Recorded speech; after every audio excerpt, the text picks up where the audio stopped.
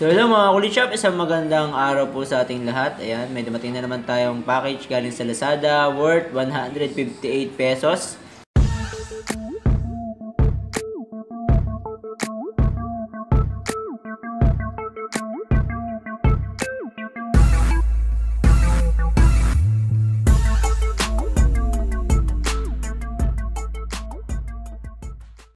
Sold by Huang Chao from Argentina, shipped through Lazada.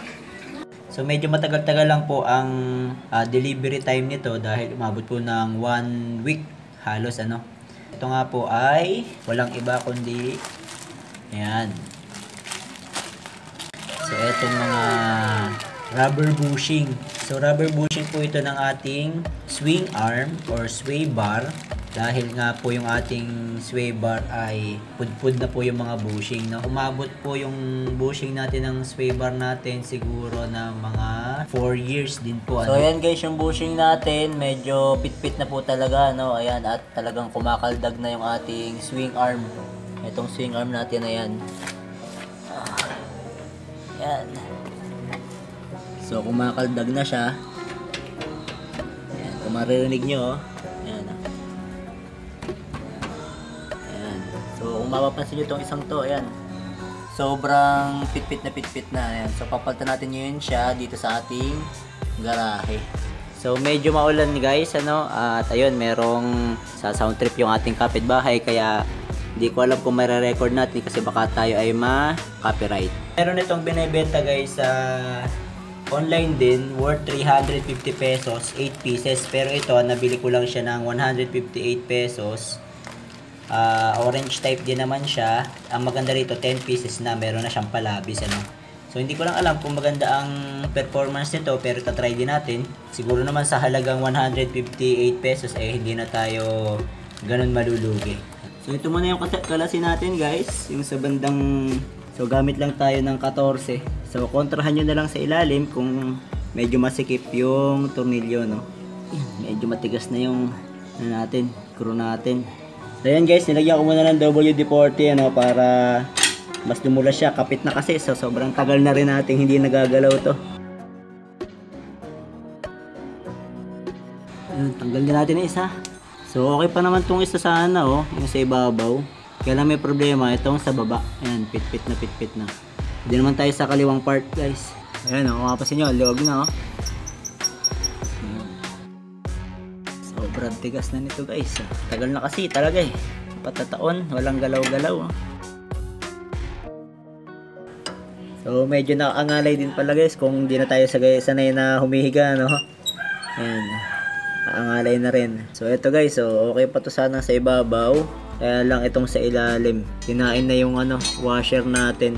Tapos ito, wala na yung bushing. Papalitan na talaga yan. So, sunod naman natin tatanggalin guys ay itong dalawa. Ito isa at itong isang nandito. Kasi yung bushing nito nasa ilalim, hindi natin matatanggal yan basta-basta. Unless mahugot natin tong buong assembly. Kaya lang medyo mabigat kasi to, kaya talay lang kayo guys para pagbaba niya, hindi kayo masyadong mahirapan o mabagsakan. So pag tumatanda talaga, nakakangalay na guys, no? Yan, tapos hindi na tayo sanay sa ilalim, pumapailalim tayo, no? So pagkakatanda ko, 4 years ago, nagawa pa natin to eh. Kayang-kaya pa natin kahit masikip. Ngayon, wala, 4 na taon na eh, ano? Angalay agad. Madali na tayong mangalay. Kulang na sa exercise. So ito ngayon guys, ang bushing nitong sa ibabaw. Yan. Tapos, ito naman yung sa ilalim.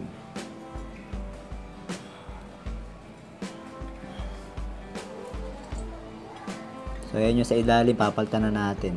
Then, ito naman sa kabila.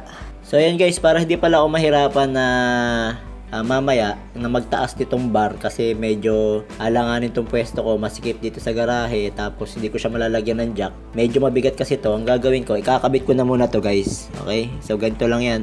So, ito yung ating bushing. So, ipitin ulit natin na ganyan and then ipasok natin dito.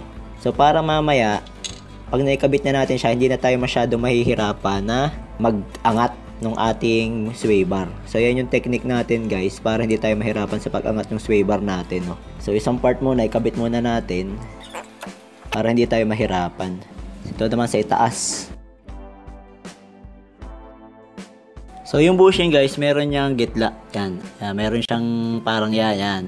So dapat i-shoot niyo yan sa butas, no? Para mag-fit siya dun sa butas dito sa taas. So ito na, higpitan muna natin ng konti para hindi lang siya malaglag.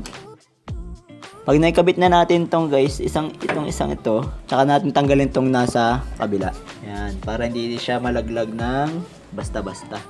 Yan ang technique para hindi kayo bagsakan itong sway bar. Lalo na kung wala kayong jack, no? Pwede nyo naman tukuran ng jack dito para habang tinatanggal nyo siya is dahan-dahan siyang babagsak or hindi kayo mababagsakan. Medyo mabigat din to guys ha. Baka mabigla kayo. Akala nyo magaan lang. Hindi nyo alam, mabigat pala. Mapitpit pa kayo, no? Yan.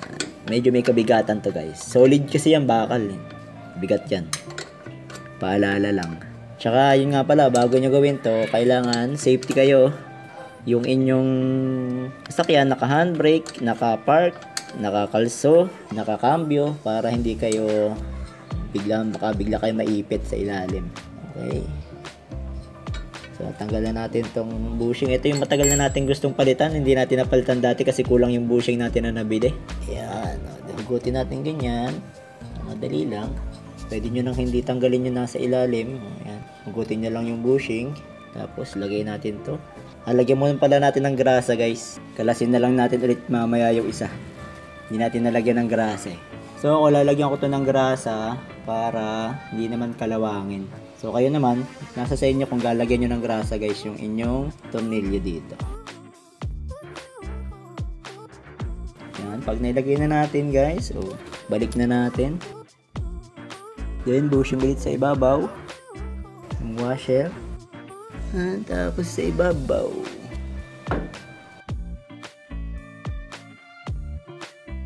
Kabit na natin agad. So hindi natin kailangang ibaba pa yung ating sway bar. Ayan. So ngayon, kabit na naman natin tong left side. Okay, yan. So shoot lang ulit natin siya dito. So dapat meron pa siyang washer. Kaya lang dahil wala na, sira na yung washer niya, hindi na natin may kakabit yung washer. Diretso na siya ganyan. So yung may gitla, yun yung sa natin. Dito sa may arm, lower arm. So lagay muna natin ganyan guys kasi yung kabila ay may hirapan tayong ipasok kung siya ay hindi pantay. Yan. So dito naman tayo.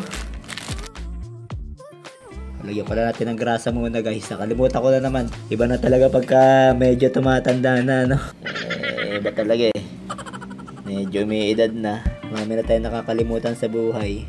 Huwag lang natin kakalimutan si Mrs. Talagang pag nakakalimutan natin yun ay gera. Ano guys? Sangayon ba kayo sa akin? Kalimutan nyo ng lahat. So magkatag-up sila guys, no? Yung dalawang may gitla. Yan, yung may guide. Ito. Tsaka sa ilalim, yan, meron sila. Magka-tag-up silang dalawa. Tapos, isushoot nyo doon sa butas para hindi sila maiipit. So, make sure na nakashoot yung gitla niya. Yan. So, meron kasi siyang butas dyan. Kailangan nakashoot yung gitla, yung guide. Para hindi masira yung ating tornilyo. Pasok lang natin maganda, maayos. Doon sa kabila, lagyan muna natin sa kabila ng grasa. Mahirap nang makakalimutin. Nakakangalay na nga eh, makakalimutin pa tayo, no? So malalaman nyo guys kung tama yung ginagawa nyo kasi hindi kayo mahirapan magbalik ng tornilyo. Yan, naka-align pa rin siya. Kung paano nyo binunot kanina, ganun nyo rin siya ibabalik. So ang paghigpit natin pantay dito sa kaliwa tsaka sa kanan, no? So kalasin ko lang guys pala tong ay nakalimutan ko na naman kanina, lagyan ng grasa.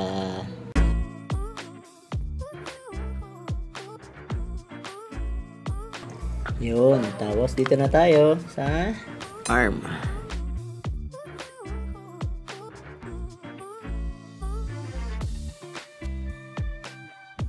So, di ko na rin binalik yung plate guys, no? Kasi yun nga, bali wala na rin tong plate na to, no? Malaki na yung butas. Tapos, meron naman siyang gitla nga para dito sa lower arm natin. So malalaman nyo kung okay na yung higpit guys pag may lock naman yan eh. Pag hindi na siya ganun kaluwag para hindi na siya matatanggal sa pwesto, yan yung tornilyo. So palagay ko medyo mas makunat to compare dun sa block na ginamit natin. Sana tumagal lang, no? Nakalagay naman doon ay made of polyethylene plastic. Okay na siya dyan.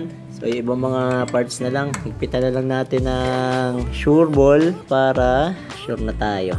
So sa mga magtatanong kung merong alignment to, no?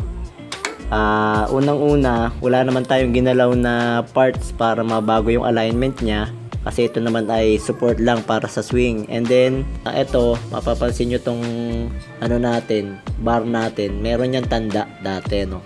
Ayan. So, hindi naman siya lumayo. So, wala tayo nagalaw na parts para sa alignment. Dito naman tayo sa kaliwa. So, mararamdaman nyo to guys, pagka yung ikot ng inyong tornilyo, mahigpit na. Ayan. Pwede nyo na siyang, yun na yung last, no? Basta hindi lang matatanggal tong tornilyo sa ibabaw, guys. Siyempre, nagbabibrate siya, nagkakaroon ng bumps. So, dapat, hindi naman siya yung tipo na matatanggal yung ating tornilyo. Mahirap na yung matanggalan. Mararamdaman nyo naman yan, guys, maglalaki yan eh. So, meaning, sagad na siya. Yan. So, napagtan na natin, guys, yung ating swing arm bushing. Yan, ang ganda ng natin, yellow, may kulay, ano. Yan. Alright. So, linisan ko lang tong sa ilalim, no guys. Yung mga kalat natin, hindi tayo pwede mag-iwan ng kalat. So, iti-test drive na lang natin siya guys para lumapat yung mga bushing. And then, after that, good to go na tayo. Tapos, titingnan lang natin kung lumuwag yung mga tornilyo or hindi, no? Pero palagi ko naman doon sa pag-ihigpit natin, okay na siya. And then, ito yung mga bushing natin na sira na, no? Tatabi pa rin natin to for reference. And then, baka magamit pa natin yung iba. Ngayon, nakaganda doon sa nabili natin sa halagang 148 pesos. Meron pa siyang dalawang extra. Yung iba kasi 350, sakto lang na 8 piraso lang. So, meron pa tayong spare. Alright, so again, sa halagang 158 pesos, by Wang Chow. Meron na tayong 10 swing arm bushing na pwede natin pamalit na polyethylene. So bago natin tapusin ang vlog natin na ito, so maraming salamat po at shoutout po kay Angelito Adriano, Jack Diaz, Sir Jeffrey Chua, Arnold Andaya, Doronio Jr., John Joseph Bagsik Yap, Tony and Chris Guerrero, Brian Federico, sa aking classmate, kay Brian, shoutout sa iyo bro, kay Ton Tuala, Danny Santos, Eduardo Salyatik, Billy Nasing, Edward Chu, Werly Valdez, Christian, Chanong Kipay, Giba, Daddy 27, Tracy, Mayumi Turla, Presi Galong, Dante, Roel Apolonio, Trap King, Charles Crema, Roger TV, El Manuel Shonko, Jeff Etnam, at kay Ralph C. At sa mga patuloy na sumusuporta sa ating channel, sa Kulit Shop, maraming salamat po sa ating mga subscribers, sa ating mga followers, sa ating YouTube and Facebook page. Maraming salamat po sa pagtutok sa ating channel at sana po may niambag din naman ako kapakipakinabang sa araw na ito. At sa mga hindi pa po nakasubscribe, subscribe lang tayo sa Kulit Shop, ang shop na makulit pero lang physical shop. See you in my next videos. Bye-bye!